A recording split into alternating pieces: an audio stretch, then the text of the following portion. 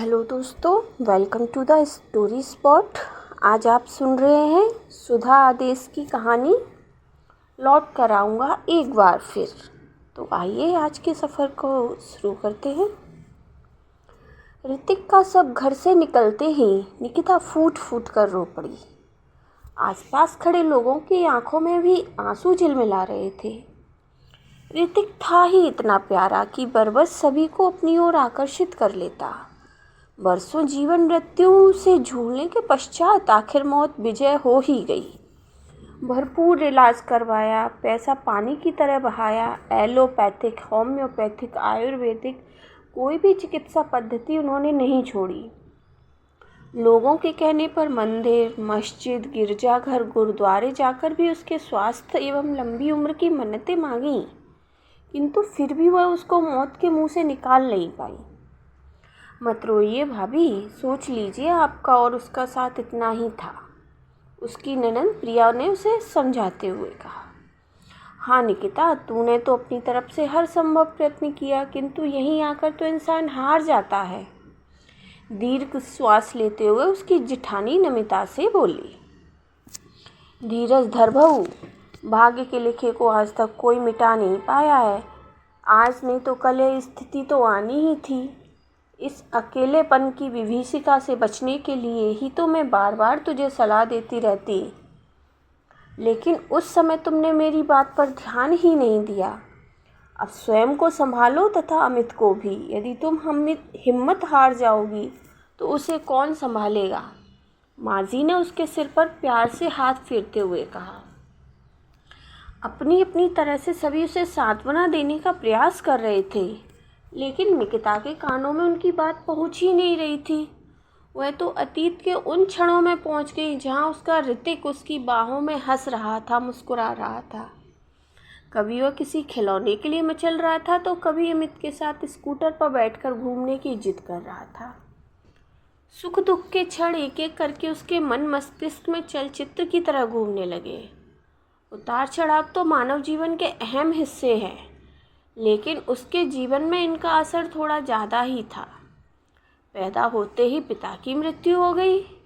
यद्यपि माँ को पिता के ऑफिस में ही अनुकंपा नौकरी मिल गई थी, किंतु जीवन में आए सूनेपन के एहसास ने उसका बचपन असमय ही छीन लिया। जीवन में खुशियों का महत्व तो उसे विवाह के पश्चात अमित जैसा समझदार पति प्राप्त होने के बाद ही पता चला। निकिता को खुशियों का ठिकाना न रहा जब उसे अपनी कोख में किसी फूल के खिलने का एहसास हुआ। वह दोनों बेसब्री से उसके आगमन की प्रतीक्षा करने लगे। नियमित चेकअप के लिए जाना, डॉक्टर की सलाह के अनुसार चलना तथा नव आगंतुक के स्वागत के लिए स्वयं को तैयार करना उसका दैनिक कृत्य हो चला था। उसके भविष्य के स्वप्न बुनने में उन दोनों ने कई रातें जागते जागते बिता दी थी। आखिर वह समय भी आ गया जब उस फूल के खिलने के दिन गिनती के रह गए। एक दिन वह चेकअप के लिए गई तो डॉक्टर ने उसे तुरंत अस्पताल में दाखिल होने के लिए कहा। कुछ चेकअप के पश्चात सीजेरियन ऑपरेशन करने का निर्णय लेना पड़ा। होश में आने पर पुत्र रत्न की प्राप्ति पर मातृत्व के गौरव के एहसास से अभिभूत अपने सभी कष्टों को भूलकर उसे सीने से चिपकाए वह कभी उसका हाथ देख रही थी, कभी आँख, कभी नाक, कभी कान। वस्तुतः उसके लिए यह बात महत्व नहीं रखती थी कि होने वाला बच्चा पुत्र है या पुत्री। वो तो जो भी हो स्वस्थ होना चाहिए, यही उसकी आकांक्षा थी। बेचारी अब कभी माँ नहीं बन पाएगी। बाहर बात करती नर्स के शब्द उसके कानों को छेदते चले गए। सुनकर निकिता स्तब्ध रह गई। एक बार सोचा कि उसको बुलाकर पूछे, फिर सोचा कि शायद किसी अन्य के बारे में बात कर रही हो। अमित के आने पर वह अपने मन की दुविधा छुपा नहीं पाई। उसका प्रश्न सुनकर वह गंभीर हो उठा और फिर उसकी ओर प्यार भरी नज़रों से देखते हुए गंभीर स्वर में कहा, निकिता, शरीर में जिस अंग का महत्व ही ना रह जाए या जिस अंग के कारण जान का खतरा हो, उसको तो निकाल देना ही उचित है। यही तुम्हारे केस में हुआ। इन्फेक्शन के कारण गर्भाशय निकालने का निर्णय लेना पड़ा। तो क्या मैं अब कभी माँ नहीं बन पाऊंगी? निकिता ने रोते हुए कहा। तो क्या हुआ निकिता, आज के युग में एक बच्चे की परवरिश करना ही मुश्किल होता जा रहा है। मैंने तो पहले ही सोच रखा था, चाहे बेटा हो या बेटी, हम दो हमारे एक का सिद्धांत अपनाते हुए अपने बच्चे की उचित परवरिश के लिए दूसरे बच्चे की बात भी नहीं सोचेंगे। सहज स्वर में अमित ने उसे समझाते हुए कहा। अमित की बातें निकिता को संतुष्ट नहीं कर पा रही थी। वह जानती थी कि उसे दुख ना हो, इसलिए वह ऐसी बात कह रहे हैं, वरना ऐसा कौन होगा जो पूर्ण परिवार नहीं चाहता। जीवन में अचानक आए इस भूकंप के कारण वह मानसिक रूप से विक्षिप्त हो गई। अधूरेपन का एहसास उसे तोड़ने लगा। निकिता, तुम दुखी क्यों होती हो? कम से कम हम उन लोगों से तो अच्छे हैं जिन्हें किसी कारण संतान सुख नसीब ही नहीं हो पाता। हमारे पास हमारा बेटा ऋतिक है, उसकी खुशियाँ अब हमारी खुशियाँ हैं। इसके साथ ही मेरा तुमसे आग्रह है कि तुम इस मानसिक स्थिति से बाहर निकलो। कहीं ऐसा ना हो कि तुम उन खुशियों के लिए जो नहीं मिल सकती अपने वर्तमान को कष्टप्रद बना लो। इस मासूम को अपने प्यार से वंचित रखो। एक बात और, इस बात का जिक्र तुम किसी से, यहाँ तक कि माँ के से भी मत करना। वह इस बात को पचा नहीं पाएंगी और बात का बतंगड़ बनते देर नहीं लगेगी। उसकी दशा देखकर अमित बार बार उसे समझाते हुए कहते। अमित के प्यार तथा ऋतिक की भोली मुस्कान ने उसके जीवन के इस कटु सत्य से उसको बाहर निकाल लिया था। उसकी सारी दुनिया ऋतिक के इर्द गिर्द ही सिमट कर रह गई थी। ऋतिक की भोली भाली भाव भंगिमाओं में खोकर वह अपनी छोटी सी दुनिया को सजाने संवारने में लगी थी। अभी 5 महीने ही बीते थे कि ऋतिक को ज्वर हो गया। साथ ही साथ शरीर में सूजन आ गई। डॉक्टर को दिखाया तो उन्होंने टेस्ट करवाने को कहा। जब डॉक्टर को रिपोर्ट्स दिखाई तो उन्होंने चिंताग्रस्त स्वर में कहा, आपका बेटा सिकल सेल एनीमिया नामक बीमारी से ग्रस्त है। Sickle cell anaemia? अमित ने पूछा। जी हाँ अमित साहब। यह कौन सी बीमारी है? अमित ने पुनः पूछा, क्योंकि उसने इस बीमारी का नाम ही नहीं सुना था। यह बीमारी अनुवांशिक है डॉक्टर साहब। हम दोनों में से तो किसी को यह बीमारी नहीं है। हमारे शरीर की अनुवांशिक संरचना ही ऐसी है कि किसी पीढ़ी में किसी बीमारी के जीन्स सुषुप्तावस्था में रहते हैं तथा किसी पीढ़ी में यह चरमावस्था में पहुंच जाते हैं। क्योंकि आप दोनों के ही जीन्स के कैरियर हैं, अतः आपके बेटे में यह चरमावस्था में है। डॉक्टर साहब, आप क्या कह रहे हैं? हमें समझ नहीं आ रहा। प्लीज़ आप सरल शब्दों में समझाइए और इसके उपचार के बारे में विस्तृत रूप से बताइए। यह बीमारी रक्त से संबंधित है। मानव को जीवित रखने के लिए रक्त ही अहम भूमिका निभाता है। रक्त के एक घटक लाल रक्त कोशिका के अंदर पाए जाने वाले हीमोग्लोबिन की संरचना में परिवर्तन के कारण यह बीमारी हो जाती है। इसके लिए जीन्स जिम्मेदार हैं। लाल रक्त कोशिका के एक कण में हीमोग्लोबिन के 28 करोड़ कण रहते हैं। हीमोग्लोबिन फेफड़ों द्वारा ऑक्सीजन को शरीर के सभी अंगों पर भेजता है। ऐसे वक्त सिकल सेल गुणधर्म वाले मॉलिक्यूल लाठी जैसा आकार धारण कर लेते हैं और ऐसे लाठियों के गट्टे लाल रक्त कोशिका में जमा होने लगते हैं, जिसके कारण लाल रक्त की लचीली और गोलाकार कोशिका कड़क और हंसिए के आकार में बदल जाती है। ये सिकल सेल बच्चे की रक्त वाहिनियों में फंसकर रक्त प्रवाह में बाधा पहुंचाते हैं, जिसके कारण शरीर में सूजन आ जाती है। एक लाल रक्त कणिका 120 दिन जिंदा रहती है, जबकि सिकल सेल सिर्फ 40 दिन जिंदा रह पाती है। ऑक्सीजन की कमी के कारण बच्चे में तरह तरह के संक्रमण होने का डर रहता है। तथा क्या डॉक्टर, ऐसे बच्चे का जीवन ज़्यादा नहीं होता? कहकर डॉक्टर चुप हो गए।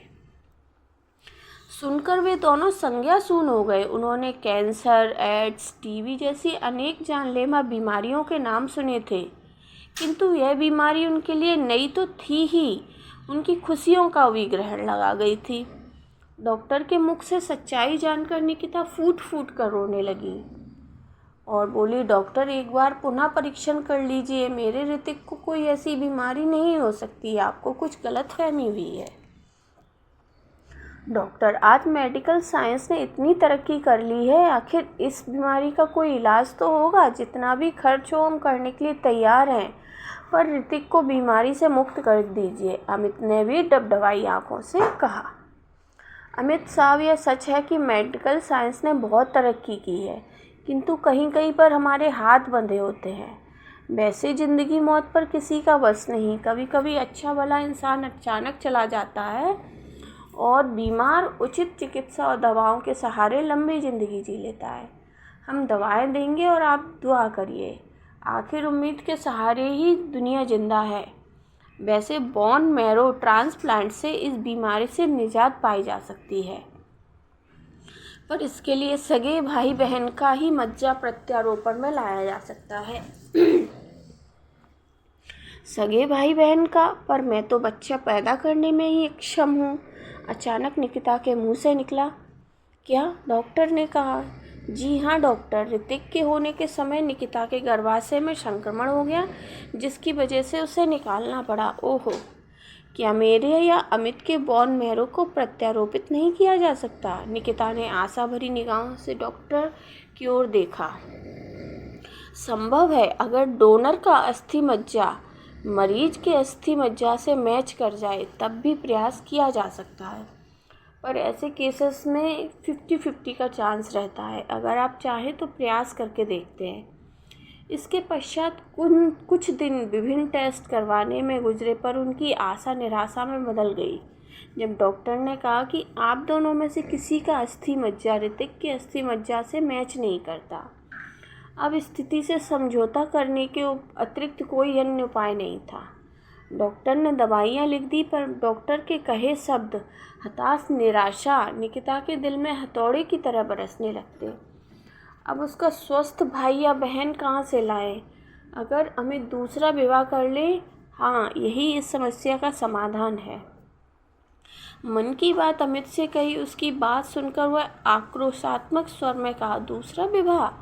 आखिर यह बात तुम्हारे मन में आई कैसे? क्या तुम्हें पता नहीं बिना तलाक लिए दूसरा विवाह करना कानून जुर्म है? क्या तुम ऋतिक की विमाता लाकर उसके जीवन को नर्क बनाना चाहती हो? मैं तो ऋतिक की जान बचाने के लिए सब करना चाहती हूँ।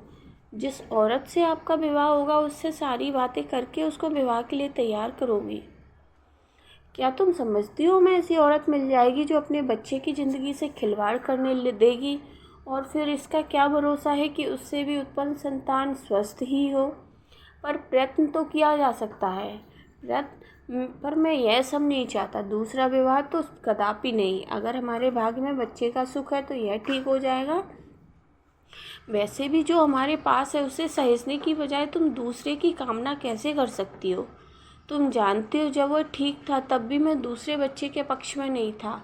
आज जब वह बीमार है तब तो मैं ऐसा सोच भी नहीं सकता। क्या ऐसे समय दूसरा बच्चा लाकर हम उसकी उचित देखभाल कर पाएंगे? दूसरा बच्चा लाकर हम ऋतिक की अवहेलना नहीं कर सकते, वह भी ऐसे समय जब उसे हमारे प्यार और देखभाल की अधिक आवश्यकता है। शायद तुम नहीं जानती, एक अस्वस्थ बच्चे को पालना स्वस्थ बच्चे को पालने से भी ज़्यादा दुष्कर है। यह मत भूलो, ऋतिक चाहे जैसा हो हमारा बेटा है। आज यह बात तुमने कही, लेकिन आज के बाद मैं ऐसी बात नहीं सुनना चाहता। ऋतिक ही हमारा वर्तमान है और भविष्य है। उसकी देखभाल में कोई कमी नहीं होने दूंगा। मैं आशावादी हूँ निक्की, शायद हमारा प्यार और उचित देखभाल उसे इस बीमारी से निजात दिला दे। अगर दूसरा विवाह नहीं तो सरोगेसी द्वारा भी हम अपना बच्चा प्राप्त कर सकते हैं, निकिता ने हार मानते हुए कहा। निकिता, क्या हम एक स्त्री की कोख खरीद कर क्या उसके साथ अन्याय नहीं करेंगे? माना हुआ है हमारा अंश 9 महीने अपनी कोख में रखेगी, पर क्या उसे उससे मोह नहीं होगा? उससे उसके बच्चे को छीनना क्या उचित होगा? इसमें उचित और अनुचित की क्या बात है? आजकल बहुत से लोग ऐसा कर रहे हैं। वैसे भी जब पैसों के लिए अपनी कोख उधार देगी तो उसे बुरा क्यों लगेगा? तुम स्वार्थ में अंधी हो गई हो, तभी तुम स्त्री होकर भी स्त्री की मानसिकता को नहीं समझ पा रही हो। यह तो किसी की गरीबी का मजाक बनाना हुआ। और किसी की बात तो मैं नहीं जानता, पर मैं किसी औरत की भावनाओं से नहीं खेल सकता। क्या इतना सब करके भी हम स्वस्थ बच्चा प्राप्त कर पाएंगे, कहकर वह अपने कमरे में चले गए। अमित के विचार सुनकर निकिता गर्व से भर उठी। अमित का यह रूप उसने पहली बार देखा था। सचमुच उसे गर्व हुआ उनकी सोच पर, ऋतिक और उसके प्रति उसके असीम प्रेम पर। जिस सहजता से अमित ने उसका मान रखा, उसी सहजता से ऋतिक की बीमारी को भी लिया। समय के साथ जिंदगी और दुष्कर होती गई। परेशानियों, चिंता और तनाव का दौर प्रारंभ हो गया। ऋतिक को लगातार चेकअप के लिए ले जाना आवश्यक हो गया था। जब आवश्यकता पड़ती खून चढ़ाया जाता। नियमित दवाइयाँ, नित्य परहेज का क्रम बन चुका था। जीवन चल रहा था, लेकिन उस जीवन में खुशियों से ज़्यादा चिंताएं थीं। खौफ था, डर था, दूसरे शब्दों में दहशत थी। दहशत में जीना मृत्यु से ज़्यादा भयंकर है, इसका उसे एहसास हो चला था। ऋतिक ही उनका भूत, भविष्य और वर्तमान था। वही उनकी छोटी सी दुनिया का सूरज और चांद था। उसके लिए उन्होंने ना जाने क्या क्या स्वप्न देखे, किंतु उसकी बीमारी ने उनके सारे स्वप्नों को तोड़कर रख दिया। उन्होंने तो कभी किसी का कुछ नहीं बिगाड़ा, फिर बार बार उनके जीवन में ही ऐसी घटनाएं क्यों घटित हो रही हैं? यह बात उनकी समझ से परे थी। निकिता को अपनी असमर्थता पर बेहद दुख होने लगा था, लेकिन अब तो उसके पास कोई उपाय ही नहीं था। कभी कभी परिस्थितियों पर अपना बस नहीं होता। बार बार यही मन में आता है कि आज के समय में विवाह कुंडली मिलाकर नहीं, वरन रक्त परीक्षण करवाकर होना चाहिए। अपने मन की बात मन में ही रखनी पड़ती। अमित से इस संदर्भ में कुछ भी नहीं कह सकती थी। वह जानती थी कि वह भले अपने मुख से कुछ ना कहे, पर अपने बच्चे के लिए कुछ ना कर पाने की मना स्थिति के कारण वह मन ही मन घुल रहे हैं। सच है, इंसान को अपना दुख स्वयं सहना पड़ता है।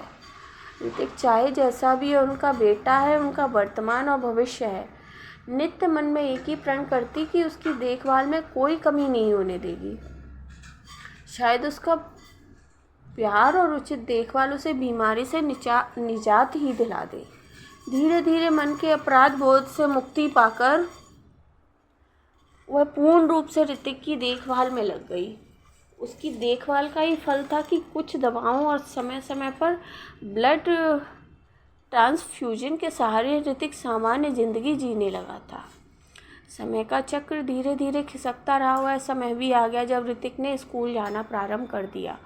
उसके समझने की शक्ति विलक्षण थी। उसकी योग्यता को देखकर एक बार उसकी अध्यापिका ने कहा, ऋतिक पढ़ाई में अच्छा है, अगर वह नियमित क्लास में आया करे तो और भी अच्छा करेगा। जी, आगे से ध्यान रखूँगी। क्या बात है निकिता जी, आप परेशान लग रही हैं? कोई परेशानी हो तो बताइए, मैं आपकी सहायता कर पाऊँ। खुशी की बजाय दुख की एक क्षीण रेखा उसके चेहरे पर खिंची देखकर वह उससे पूछ बैठी। नहीं, ऐसी कोई बात नहीं है, कहते हुए पका गई, किंतु उसके काफ़ी सावधान रहने पर भी ऐसे अवसरों पर यथासंभव सहज रहने का प्रयास करने लगी थी। एक बार उसकी सास उसके पास आई। उनकी पारखी निगाहों से ऋतिक की बीमारी छिप ना सकी। उन्होंने समझाते हुए कहा, बहू, ऋतिक अब बड़ा हो गया है, उसको अब तुमसे ज़्यादा एक साथी की आवश्यकता है। वैसे भी तुम्हें अब उसकी बीमारी पर इतना खर्च करने की अपेक्षा वंश वेल को आगे बढ़ाने की सोचना चाहिए। माँ जी, डरती हूँ कहीं दूसरे बच्चे की परवरिश के कारण मैं ऋतिक की ठीक से देखभाल ना कर पाऊँ, निकिता ने सहज स्वर में कहने का प्रयत्न किया, जबकि ऋतिक के संबंध में सासू माँ की बातें सुनकर उसे बुरा लगा था। अमित के मना करने के कारण उसने अपने जीवन के कटु अध्याय का जिक्र किसी से नहीं किया, क्योंकि सच्चाई सुनकर उसे लोगों से अनेक प्रकार के प्रश्नों की आशंकाएं थीं। वह स्वयं को किसी के सामने दयनीय नहीं बनाना चाहती थी, क्योंकि उसे लगता था ऐसी स्थिति में लोग चाहे सामने सहानुभूति प्रकट करें, लेकिन बाद में मजाक बनाने से नहीं चूकेंगे, और यह स्थिति उसे स्वीकार्य नहीं थी। बहु भावनाओं में बहने की अपेक्षा व्यावहारिक बनना सीखो। वैसे भी तुम जानती हो ऋतिक की ज़िंदगी के दिन गिनती के हैं, तो फिर उस पर पानी की तरह रुपए बहाने से क्या फ़ायदा। माँ जी, आप तो माँ हैं, एक माँ होकर ऐसा कैसे सोच सकती हैं। माँ जी, मेरा ऋतिक मेरा बेटा है, उसकी खुशी हमारी खुशी है। वैसे भी किसी के जीवन का नहीं पता है, फिर जीवन की छोटी छोटी खुशियों से वंचित क्यों रखें।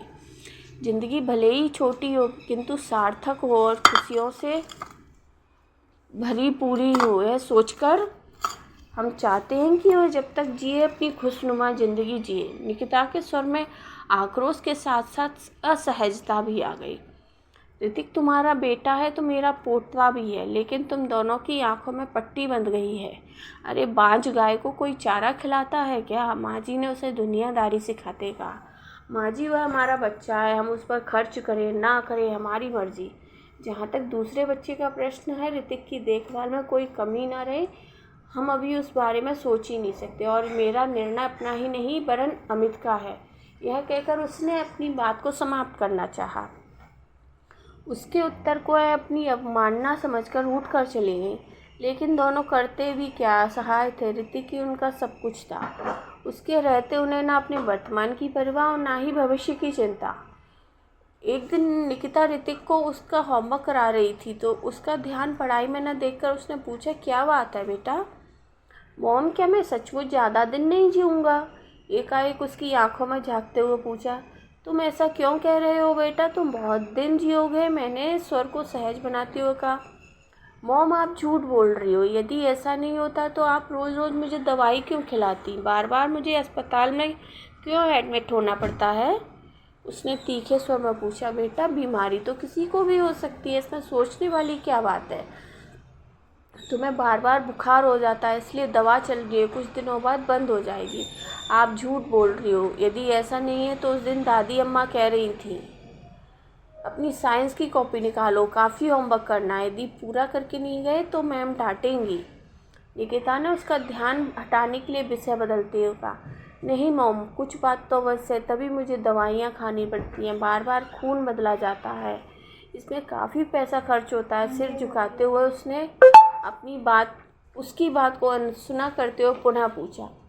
बेटा, तुम ऐसा क्यों सोचते हो? पैसा तो बच्चों के लिए कमाया जाता है, अगर हम तुम पर खर्च नहीं करेंगे तो किस पर करेंगे? उसने बहुत सारे प्रयास करके ऋतिक को हंसाना चाहा पर वह नहीं हंसा, यहाँ तक कि उसके चेहरे पर एक मुस्कान भी नहीं आ पाई। उसके पश्चात वह चुप होता चला गया, कमरे में बैठा बैठा पता नहीं क्या सोचता रहता, जैसे ही उसके जीने की इच्छा ही समाप्त हो गई हो। स्कूल जाने के लिए कहता कि मॉम, पढ़ने से क्या फ़ायदा होगा? ऐसा क्यों कहते हो बेटा? पढ़ोगे नहीं तो जीवन आगे कैसे बढ़ेगा? पढ़ाई तो सबके लिए ज़रूरी है। मॉम, आप ठीक कहते हैं, लेकिन मेरे जैसे व्यक्ति जिसके जीवन के दिन ही गिनती के हैं, वह पढ़कर क्या करेगा? बेटा, तुम पता नहीं क्यों व्यर्थ की बातें सोचते रहते हो। जहाँ तक जीवन का प्रश्न है, हर व्यक्ति के दिन गिनती के होते हैं। यह बात अलग है, कोई 60 वर्ष जीता है और कोई 20 वर्ष जीता है। उसके बाद मैंने उसको सरदार भगत सिंह, चंद्रशेखर आज़ाद, सुभाष चंद्र बोस जैसे लोगों की ज़िंदगी के बारे में बताया कि जिनकी ज़िंदगी लंबी नहीं थी पर भी फिर भी उनका नाम लोग गर्व से लेते हैं। यहाँ तक सूरदास और मैडम क्यूरी का अंधत्व से भी उसको परिचय कराया कि वह भी उनकी राहों में बाधा ना बन सका। उसकी बड़ी बड़ी बातें उस 12 वर्षीय मासूम को समझ नहीं आ रही थी, जबकि वह स्वयं ही स्थिति से समझौता करने पाने में अपने आप को असमर्थ पाती। बातें करना आसान है पर अपने जीवन में उतारना बहुत बेहद कठिन। ऋतिक को अवसान में जाते देखकर निकिता घबरा गई। डॉक्टर से बात की गई तो वो बोले, आपको उसके सामने ऐसी बातें नहीं करनी चाहिए थी। अब आपको उसमें फिर से आत्मविश्वास जगाना होगा। अब जब उसे पता चल ही गया है तो बात छिपाने की अपेक्षा उसे सच सच बता देना ही अच्छा है, जिससे जीवन की कड़वी सच्चाई सहने तथा लड़ने की क्षमता पैदा कर सके। जो बात उसने और अमित ने ऋतिक से छिपा कर रही थी, वह माँ जी की असावधानी से खुल गई। जब से माँ जी ने उसकी बीमारी के बारे में सुना था, तब से ही वह उसके प्रति उदासीन सी हो गई थी। उनका कहना था, जब उसकी ज़िंदगी थोड़ी है तो उससे क्यों इतना लगाव? डॉक्टर तथा उसके स्कूल के दोस्तों सुशांत, पीयूष के समझाने पर ऋतिक ने स्कूल तो जाना प्रारंभ कर दिया, किंतु वह पहले जैसा चुलबुला ना रहा। स्कूल आने के बाद वह अपने कमरे में बैठा बैठा लिखता रहता कुछ कुछ। जैसे ही मैं उसके कमरे में जाती हुई छिपा लेता, दिखाने के लिए कहती तो कहता प्लीज़ मॉम अभी इसको मत पढ़ो, जब पूरा हो जाएगा तो मैं आपको पढ़ने के लिए दे दूँगा। भाभी लीजिए चाय पी लीजिए। ननंद का आग्रह स्वर सुनकर वह अतीत से वर्तमान में आई। हाँ बहू चाय तो पी ले, वैसे भी तुमने 2 दिन से कुछ नहीं खाया है। जिन माँ जी ने अपनी बात न मानने के कारण उसको बोलना छोड़ दिया था, वह उसके सिर पर प्यार से हाथ फेरते हुए बोली, माँ जी कुछ भी खाने का मन नहीं है। असहाय स्वर में उसने कहा, बहू मरने वाले के साथ जाया तो नहीं जा सकता, अब तुम अपने को संभालो, अमित को भी। मेरी बात मान लेते तो घर में ऐसा सन्नाटा तो न छाया रहता। आंखों में भरे आंसुओं को पोंछकर उन्होंने कहा, माँ जी वह चिल्लाकर भी चाहकर भी न चिल्ला पाई और ना ही कह पाई कि वह मासूम कुछ और दिन जी लेता यदि उसके कानों में आपकी बात नहीं पड़ती। लोग कहते हैं कि समय गहरे से गहरे घाव भर देता है, किंतु उसके घाव तो समय के साथ बढ़ते जा रहे थे। जब उसके खिलौने कपड़े किताबें देखती तो अनायास ही आंखें बरसने लगती। कभी कभी तो उसका पूरा दिन उनकी यादों के बीच में ही गुजरता। अमित उसकी दशा को देखकर बहुत चिंतित होते, बहुत समझाने की कोशिश करते, परंतु कोई परिणाम न निकलता।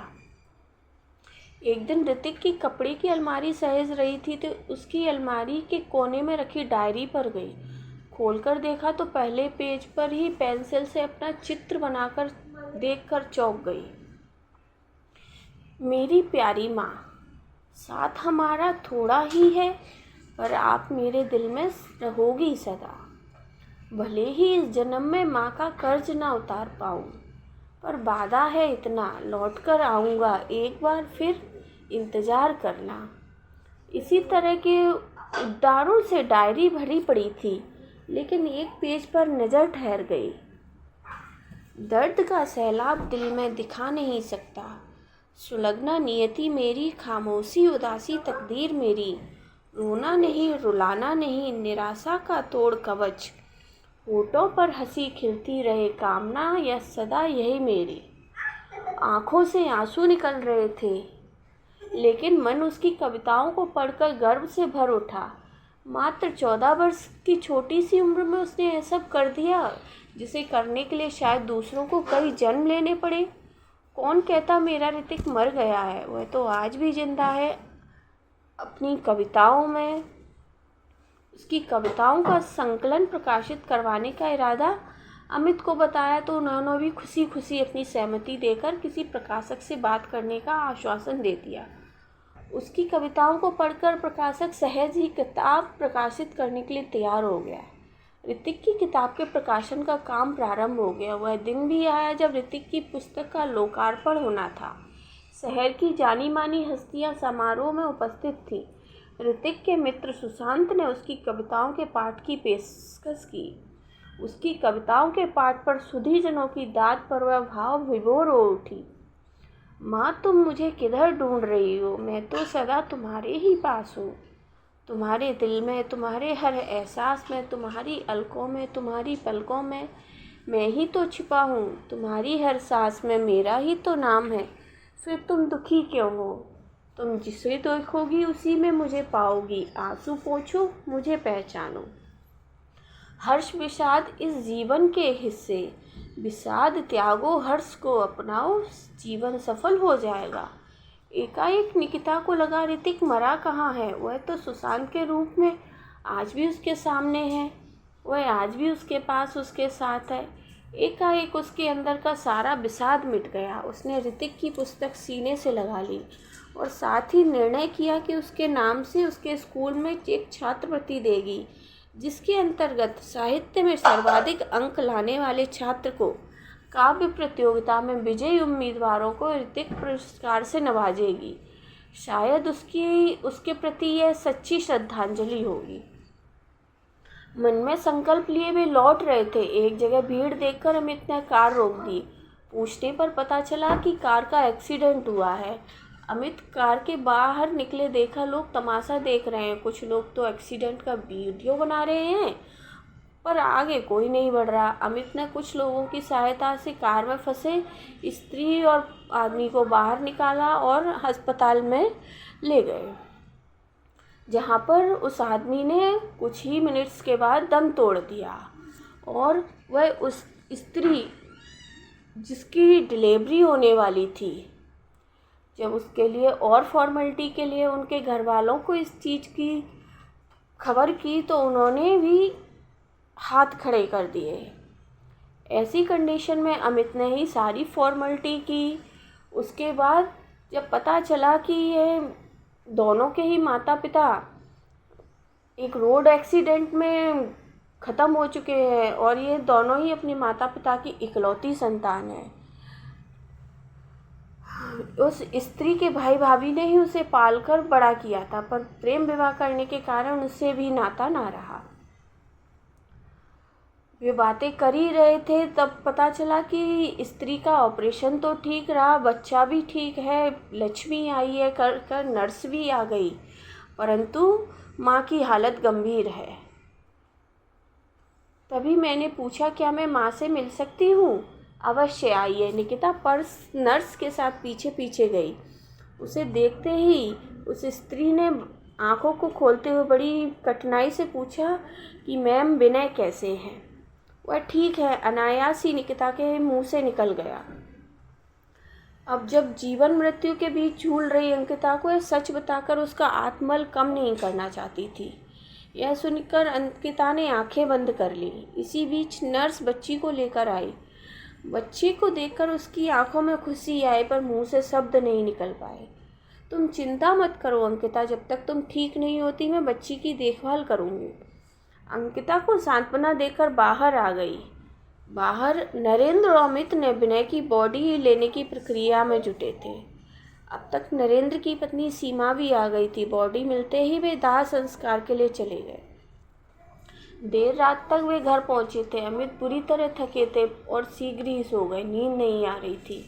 उसे लग रहा था कि वह भी अभी तक अपने ही दुख को ज़्यादा समझती रही। अंकिता बेचारी कैसे अपने जीवन का पूरा सफ़र कर पाएगी। सुबह उठकर उसने अमित को नाश्ता बनाकर दिया और अस्पताल चल दी। अमित ने उसे टोका नहीं, शायद उन्हें भी उनसे मोह हो चला तो वह भी एक नागरिक की तरह अपना कर्तव्य निभाना चाहती थी। किंतु अंकिता ठीक ही कहाँ हो पाई। 4 दिन बाद वह भी बच्ची को छोड़कर विनय के पीछे पीछे चली गई।